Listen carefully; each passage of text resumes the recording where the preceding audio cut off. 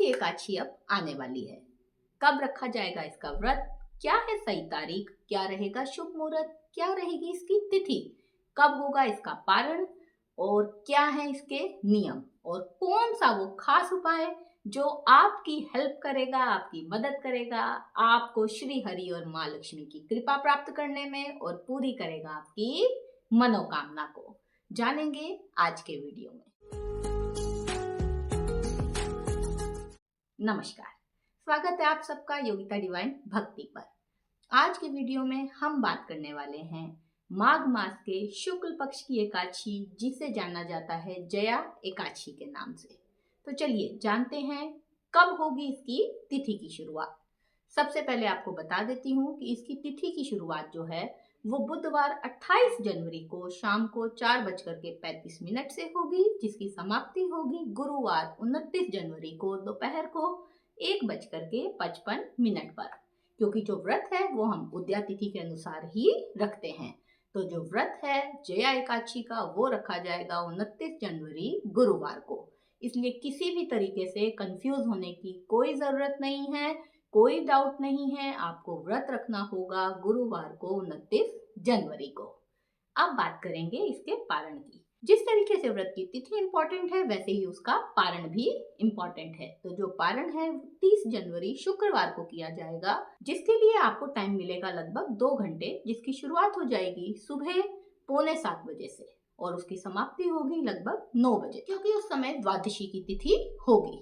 तो व्रत का पारण जब भी किया जाता है एकादशी के व्रत का, तो वो द्वादशी की तिथि में ही किया जाता है। अब बताती हूँ आपको कुछ ऐसे खास नियम जिनका पालन आपको एकादशी के दिन जरूर करना चाहिए। चाहे आप व्रत रख रहे हैं या आप व्रत नहीं भी रख रहे हैं, तो भी कोशिश करें कि एकादशी के दिन सुबह आप ब्रह्म मुहूर्त में स्नान कर लें, ब्रह्म मुहूर्त में उठ जाएं और उसके बाद प्रभु का ध्यान करें। अगर आप अपने घर के मंदिर में भगवान की पूजा करते हैं तो बहुत उत्तम है। अगर नहीं भी करते हैं तो आप श्री लक्ष्मी नारायण के मंदिर जाकर के वहाँ भगवान का आशीर्वाद जरूर प्राप्त करें और भगवान श्री हरि विष्णु का उस दिन आप जो है केसर से मिले दूध से अभिषेक जरूर करें। दूसरी खास बात, इस दिन आप पीले रंग के वस्त्र ही धारण करें। येलो कलर जो है वो भगवान श्री हरि विष्णु का बहुत प्रिय है। तो जो चीज भगवान श्री हरि विष्णु को प्रिय है वो माँ लक्ष्मी को भी बहुत प्रिय है। तो अगर आप भी माँ महालक्ष्मी और भगवान श्री हरि विष्णु की कृपा पाना चाहते हैं तो कोशिश करें कि एकादशी के व्रत के दिन आप पीले रंग के कपड़े ही पहनकर घर से निकलें, या घर में भी हैं तो पीले रंग के कपड़े पहने। तीसरी खास बात, आप इस दिन चावल या अन्न ग्रहण नहीं करें। अगर आप व्रत रख रहे हैं तो अन्न बिल्कुल भी ग्रहण नहीं करें और चावल तो कोई भी ग्रहण नहीं करे, चाहे वो व्रत रखता है चाहे वो नहीं रखता है। एकादशी के समय पे चावल खाना वर्जित माना जाता है, तो चावल ना तो खाएं और ना ही किसी को दान दें। अब बात करते हैं भगवान के भोग की। भगवान को इस दिन आप पीले रंग की मिठाई का भोग जरूर लगाएं। आप घर पे भी बना सकते हैं, जैसे बेसन का हलवा जो कि बहुत ही शुद्ध है और भगवान को बहुत प्रिय है। आप अपने घर में बना करके भगवान को भोग लगा सकते हैं। घर में कोई भी मिठाई बनाएं, उसमें आप केसर मिला सकते हैं और भगवान को उसका भोग लगाएं। अगर घर में नहीं बनाते हैं तो आप बाजार से ले आएं, ध्यान रहे कि वो शुद्ध हो, और पीले रंग की मिठाई का भोग ही भगवान को लगाएं। बहुत ही अति उत्तम फल की आपको प्राप्ति होगी। अब बात करते हैं एक खास उपाय की, जिसके बारे में मैंने आपसे वीडियो के शुरुआत में भी कहा था। कोई भी आपकी ऐसी इच्छा, कोई भी विश, जैसे कि आपका कोई काम अटक रहा है, कोई प्रमोशन है, कोई नौकरी है इससे रिलेटेड, या कोई ऐसा काम जिसे आप काफी टाइम से करना चाह रहे हैं लेकिन वो अटक रहा है, तो आपको क्या करना होगा।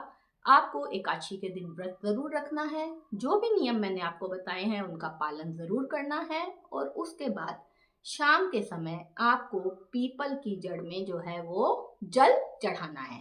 केसर मिला हुआ जल आप पीपल की जड़ में चढ़ा दीजिए, वहां पर दिया जगाएं और उसके बाद वहीं बैठ करके आपको 108 बार भगवान श्री हरि विष्णु के बीज मंत्र ओम नमो भगवते वासुदेवाय, इसका 108 बार जाप करना है और अपने घर आ जाना है। प्रभु से प्रार्थना करनी है कि वो आपकी इच्छा, आपकी मनोकामना पूरी करें और आपका जो भी अटका हुआ कार्य है वो सिद्ध हो जाए और आपकी जो विश है वो पूरी हो। बहुत ही चमत्कारी उपाय है, आपकी विश जरूर फुलफिल होगी। बस मन सच्चा रखिए, प्रार्थना सच्चे हृदय से कीजिए, जो भगवान तक जरूर पहुंचती है।